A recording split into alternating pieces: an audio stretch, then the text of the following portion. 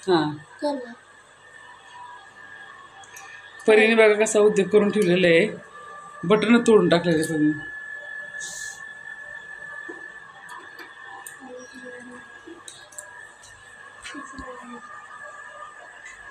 तर परीने केलेला उद्योग पाहिला का सगळ्यांनी? परीने सकाळ सकाळ बटन मोडून टाकलेले शेगडीचं. आणि आता माझी आंघोळ तर झाली होती, मी कोमट पाणी होतं तर मी आंघोळ करून घेतली होती. आणि आता परीला गॅसवाल्याला बोलवलं नीट करण्यासाठी, तर ते येणार आहे नीट करायला. आणि परीने सकाळ सकाळ चांगला असा उद्योग करून ठेवलेले.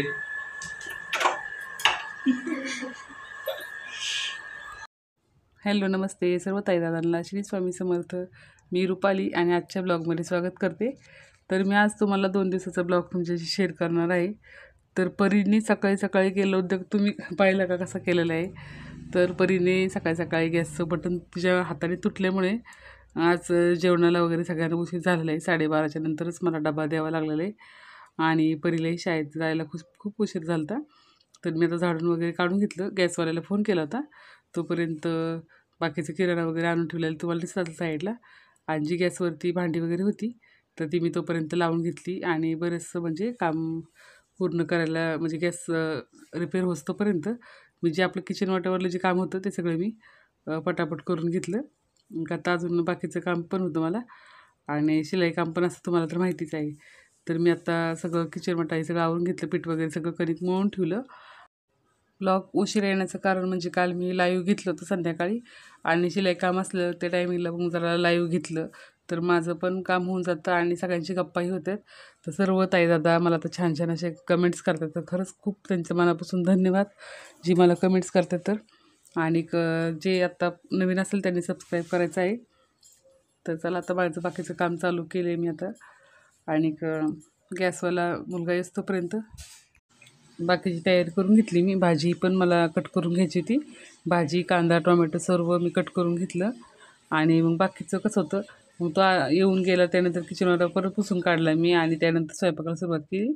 तर कोबी मी छान असा बारीक किसून घेतला होता. कसं किसून घेतला की दिसायला पण छान दिसतं आणि मुलं पण म्हणजे आवडीने खातात. तर सगळं असं मोठं जाडजा असलं की मुलं पण खात नाहीत आवडीने. तर आणि मी त्यात जरा थोडासा बिर्याणी मसाला घालते. आणि मग गॅसवाला मुलगाही आला होता तोपर्यंत. मग तो येऊन तो रिपेअर करत होता. त्याने बटन वगैरे नीट केलं, व्यवस्थित केलं, बसून दिलं त्याने. आणि त्यानंतर मग माझा स्वयंपाकाला सुरुवात केली. आणि त्यानंतर परीच्या पप्पांना मला डबा द्यायला जायचं होतं कंपनीत, तसं मी त्यांना फोन करून सांगितलं होतं. तर मी आता चपाती भाजी लगेच पटापट करून घेतलं आणि परीला पण शाळेत सोडवलं. आणि तशीच मग मी त्यांना डबा देऊन आली. आणि कोबीमध्ये बिर्याणी मसाला घातल्यानंतर खरंच खूप छान चव लागते. आणि कोबी कोण खाणार नसेल ना ते सुद्धा खातील, इतकी छान होते कोबी. आणि परीचा उभा राहूनच नाश्ता चालला होता. अगदी तिने अर्धी चपाती आणि कोबी खाल्ली होती. आणि बिर्याणी मसाला टाकल्यामुळे कोबी आवडती मुलांना, छान लागते. आणि न खाणारीसुद्धा खाऊ शकतात. तुम्ही एकदा ट्राय करा नक्की. आणि परीच्या पप्पांना डबा द्यायला निघाले होते, आणि तसंच मला परीला शाळेतही सोडायचं होतं. तर 2 दिवसाचा ब्लॉग एकत्र असल्यामुळे तुम्हाला गुरुवारचा ब्लॉग जास्त नाही येणार, का तर गुरुवारचा ब्लॉग अगदी थोडासा आहे. आणि आई आली होती दुपारी, तर आई आल्यानंतर जरा बसली, गप्पा मारल्या, आणि मग तिला चहा पाणी केलं. त्यानंतर दुपारी जेवण केलं. आणि 5-5:30ला परी आल्यानंतर मग ती तिच्या घरी गेली होती. तर जास्त काही शूट नाही केलं, का तर मला ही ब्लाऊज द्यायचा होता अर्जंटचा, त्यामुळे. आणि आता राहुल आला होता कॉलेजवरून, त्यावेळेस मग राहुल तिला सोडण्यासाठी गाडीवरती खाली म्हणजे हायवे रोडला सोडावं लागतं, मग ते तिथं चालला होता सोडायला. आणि मग परी पण शाळेतून आली होती, मग आई परी तोपर्यंत थांबली होती. आणि त्यानंतर मग माझं चाललं होतं आवरावर. आणि मग तिथून पुढं मी स्वयंपाक वगैरे केला. आणि मग 2 दिवसाचा ब्लॉग एकत्र येण्याचं एकच कारण आहे, मी जरा म्हणलं की लाईव्ह पण घ्यायचं आणि ब्लॉगही तुमच्याशी शेअर करायचा. तर एक दिवस असा लाईव्ह घेते आणि एक दिवशी ब्लॉग टाकते. तर काल मी लाईव्ह घेतलं, त्यामुळे ब्लॉग काय म्हणजे शूट केला होता, पण एडिटिंग करायला वेळ नव्हता. आणि आता इथून पुढचा ब्लॉग आहे तो गुरुवारचा आहे. तर देवपूजा वगैरे झाली आणि परीच्या पप्पांना जरा बाहेर जायचं होतं, त्यामुळे त्यांची सकाळी सकाळी चालली होती तयारी जाण्याची. तर त्यांना बाहेर जायचं होतं, मग त्यांनी देवपूजा वगैरे केली. आणि त्यानंतर लवकर जरा बाहेर जाऊन म्हणजे त्यांना दुपारी घरी पण यायचं होतं, आणि दुसरं अजून काम होतं.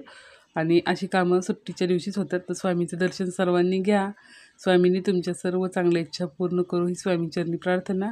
आणि गुरुवारची पूजा आपली एकदम डीप क्लिनिंगमध्येच देवपूजा असते. तर आता छान अशी मी रांगोळी म्हणजे काढली होती, आणि त्यांनी फक्त देवपूजा करतात. त्यानंतर परीचं चालू होता अभ्यास. आणि परीचं अक्षर कसं आहे, मला एकदा कमेंटमध्ये सगळ्यांनी नक्की सांगा परीचं अक्षर कसं आहे ते. खरंच परीचं अक्षर सगळ्यांना आवडतं, म्हणजे तिच्या क्लासमध्ये पण शिक्षकांनाही आवडतं तिचं अक्षर. तर तुम्हाला पण आवडतं का मला कमेंटमध्ये नक्की सांगा. आणि आता परीचा अभ्यास चालला होता आणि मग त्यानंतर तिच्या वेण्या वगैरे घालून दिल्या मी आणि तिचं आवरून दिलं. आणि त्यानंतर मी आता मेहंदी रात्री भिजाय घातली ती आणि मेथीची दाणे साईडला भिजाय घातले होते. तर 2 ते 3 चमचे मी मेथीची दाणे घेतले होते आणि ते भिजत घातले होते. तर आता आपल्याला ते मिक्सरच्या जारमध्ये टाकून बारीक करून घ्यायचे पेस्ट. आणि ती पेस्ट आपल्याला मेहंदी जी आता मेहंदी भिजाय घातली त्यामध्ये घालायचे आणि ते मिश्रण अर्धा तासासाठी परत ठेवून द्यायचं. आणि त्यानंतर आपल्या केसांना लावायचं, म्हणजे आपले केस खरंच खूप छान घनदाट होतात आणि लांब. तुम्ही तर माझी केस पाहतच असाल. तर आपल्याला प्रत्येक महिन्याला एक असं वेगवेगळं करायचं आहे. तर मी जे जसं करते अजून ते तुमच्याशी शेअर करेल. तर मी आता सगळं असं मिक्स एकजीव करून घेणार आहे ते टाकल्यानंतर आणि अर्धा तास म्हणजे बाकीचं कामावर असतोपर्यंत ठेवणार आहे. आणि नंतर मी दुपारी केसांना लावणार आहे. आणि केसांना लावल्यामुळे जास्त काही मी ब्लॉग वगैरे शूट नाही केला. तर तुम्ही बाकीचा ब्लॉग मी तुमच्याशी शेअर नाही करणार, पण फक्त मेहंदीसाठी हा तुम्हाला खूप उपयुक्त होणारा म्हणजे हे आहे, उपयुक्त होणार आहे मेहंदी लावल्यानंतर. तर तुम्ही पहा, मी आता हे सगळं पूर्ण एकजीव करून घेते आणि केसांना छान असं मऊ अशी केस होतात आणि केसांचे फाटे वगैरे जे आले असतील तर ते पण कमी होतात. आणि केस वाढायसाठी खरंच खूप छान असं आहे. तर तुम्ही नक्की असं ट्राय करून पहा आणि कसं वाटलं तेही मला कमेंटमध्ये नक्की सांगा. आणि केसांना मेहंदी वगैरे लावून झाली आणि एक कस्टमर येतात माझ्याकडे येते. तर तिचं नाव सोनालीच आहे. तर खरंच खूप चांगली मुलगी आहे ती आणि माझ्याकडे नेहमी प्रत्येक वेळेस येत असते. तर तिने पण माझ्याकडे ब्लाऊज वगैरे शिवलेले आहेत. आणि तिचे जी शेजारी आहेत भाभी त्या घेऊन आली होती ती. तर त्यांना पण मला बांगड्या वगैरे भरायच्या होत्या. तर आम्ही तिघीजणी खाली बसून चाललो होतं आणि मी केसांना मेहंदी लावल्यामुळे दुकान काय चालू नव्हतं ठेवलं. का तर एकदम केस खूप असे मोठे असतात आणि तुम्हाला लावण्याची ट्रॅक्ट सांगते. तर हे पूर्ण एक एक आपल्याला बट करून घ्यायची आणि ती झाल्यानंतर आपल्याला वरच्या साईडला असं गोल करून ठेवते मी. म्हणजे मी माझी पद्धत सांगते. तर तुम्हाला कशी वाटते ते कमेंटमध्ये सांगा. आणि मेहंदी लावल्यानंतर मी काही शेअर नाही केलं का तर माझे खूप केस मोठे असल्यामुळे चेहरा खूप मोठा दिसतो. आणि तुम्हाला मी आता दाखवते मी. तर ती सोनाली बसली होती आणि तिचे शेजारी जे आहेत ती ताई ते पण बसले होते दोघीजणी आणि त्यांनाच बांगड्या भरायच्या होत्या. तर तिला मी आत्ताशी सांगितलेलं आहे यूट्यूब चॅनलबद्दल, का तर जास्त मी कुणाला सांगितलं नाही यूट्यूब चॅनलचं. आणि ही कस्टमर माझी खरंच खूप जवळची आणि माझ्या लहान बहिणीसारखीच आहे. तर त्यामुळे मी तिच्याशी शेअर केलं आणि तीच चॅनलवरती पाहत होती आणि तिला माहितीच नव्हतं. ती आपली सबस्क्रायबर आहे. तर आजचा ब्लॉग आणि कालचा ब्लॉग कसा वाटला मला कमेंटमध्ये नक्की सांगा. भेटूया पुढील ब्लॉगमध्ये. श्री स्वामी समर्थ. जय जय स्वामी समर्थ.